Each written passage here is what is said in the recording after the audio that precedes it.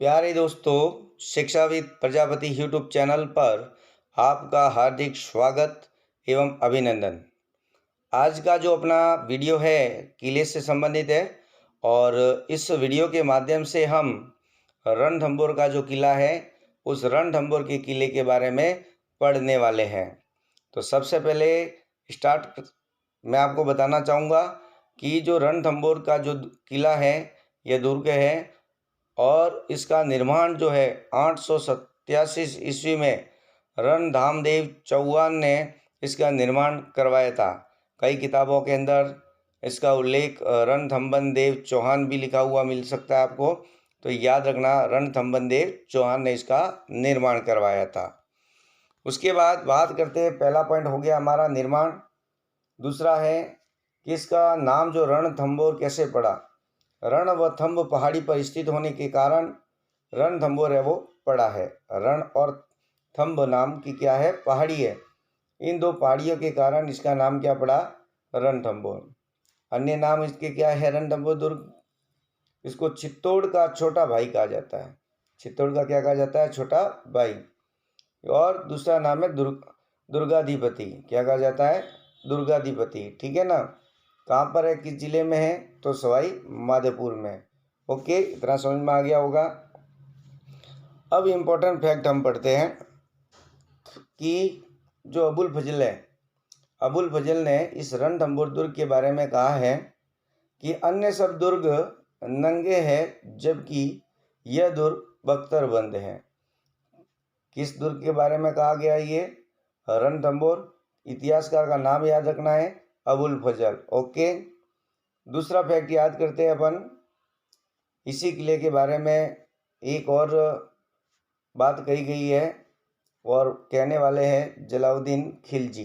कौन कहने वाले हैं, जलालुद्दीन खिलजी। क्यों कहा था ये, उसके बारे में भी अपन बात करेंगे। पहला जो मैंने बताया था, अबुल फजल ने क्या कहा था, अन्य सब दुर्ग नंगे हैं जबकि यह दुर्ग बख्तरबंद, क्योंकि चारों तरफ पहाड़ियाँ बीच में आया हुआ है और भौगोलिक स्थितियों के कारण, दुर्लभ आप कह सकते हैं भौगोलिक स्थिति के कारण उसका नाम है वो अन्य सब दुर्ग नंगे हैं जबकि यह दुर्ग बख्तरबंद है। ये कहने वाले कौन है, अबुल फजल। कौन है, अबुल फजल। दूसरे जो इतिहासकार आते हैं जलालुद्दीन खिलजी। जलालुद्दीन खिलजी ने रणथंभौर का जो दुर्ग है उसके बारे में कहा है कि मैं ऐसे 10 दुर्गों को मुसलमानों के एक बाल के बराबर भी नहीं समझता। ये कहने वाले कौन है, जलालुद्दीन खिलजी। ओके, अभी आपको घटना बता दो ये क्यों कहा, किस कारण से उन्होंने ये कहावत कही है। ठीक है ना, इतिहासकार ने इस रणथंभौर दुर्ग के बारे में ऐसे शब्द क्यों कहे हैं।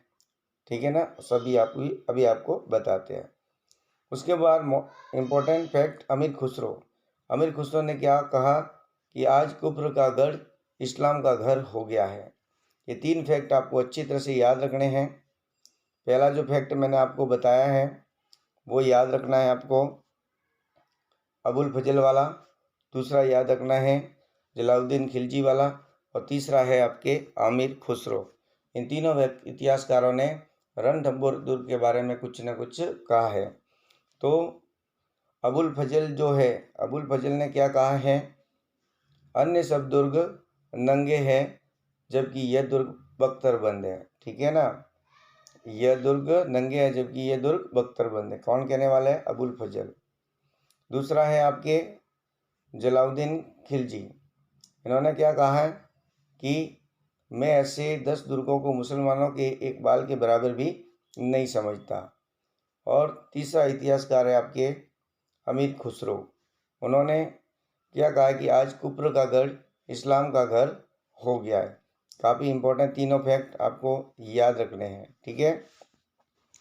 उसके बाद इस किले के अंदर मंदिरों के बारे में याद रखना, त्रिनेत्र गणेश मंदिर भी है आपके। छतरी के बारे में देखा जाए तो 32 खंभों की जो छतरी है जो अमीरदेव चौहान ने इसका निर्माण करवाया था। उसके बाद महल की बात करें तो जोगी महल है, सुपारी महल है, इसी रणथंभौर दुर्ग के अंदर है। दरवाज़ा, नवलखा दरवाज़ा भी है। दरगाह एक बनी हुई है पीर सदरुद्दीन की। ठीक है ना। और प्रवेश द्वार की जब बात करते हैं तो इस किले के अंदर कितने प्रवेश द्वार है? 6 प्रवेश द्वार है। ठीक है, बात करते हैं आगे कि राजस्थान का जो प्रथम शाखा हुआ वो किस दुर्ग के अंदर हुआ था? रणथंभौर दुर्ग के अंदर 1301 ईस्वी में। किस किस के वश में युद्ध हुआ था? अलाउद्दीन खिलजी और हमीर देव चौहान के बीच में युद्ध होता है और हमीर देव चौहान की मृत्यु हो जाती है तो केसरिया कर लेते हैं। इनकी पत्नी रंग देवी जौहर कर लेती है और जल है वो जल जौहर करती है। ठीक है, हमीर देव चौहान का जो सेनापति था रतिपाल व रणमल ने विश्वासघात किया था। ठीक है, और जो अलाउद्दीन खिलजी है उसका जो सेनापति है वो आपका सेनापति का नाम था नुसरत खां। क्या नाम था? नुसरत खां। ठीक है ना, ये भी है वो इस युद्ध के अंदर मारा गया था। कौन से युद्ध में? अलाउद्दीन खिलजी वर्सेस हमीर देव चौहान के बीच में जो युद्ध हुआ था, जिसमें अलाउद्दीन खिलजी जीत जाता है, हमीर देव चौहान की मृत्यु हो जाती है, उनकी पत्नी रंग देवी ने जौहर कर लेते हैं और युद्ध के समय हमीर देव चौहान है वो मारे जाते हैं, पत्नी रंग देवी जल जौहर करती है। ये राजस्थान का प्रथम शाखा कहा जाता है इसे।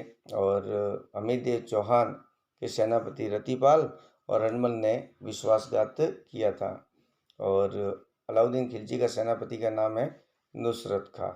ओके, तो आपको यह वीडियो अच्छा लगा हो तो इस वीडियो को लाइक शेयर सब्सक्राइब करना ना भूलें। Thank you. जय हिंद, जय भारत।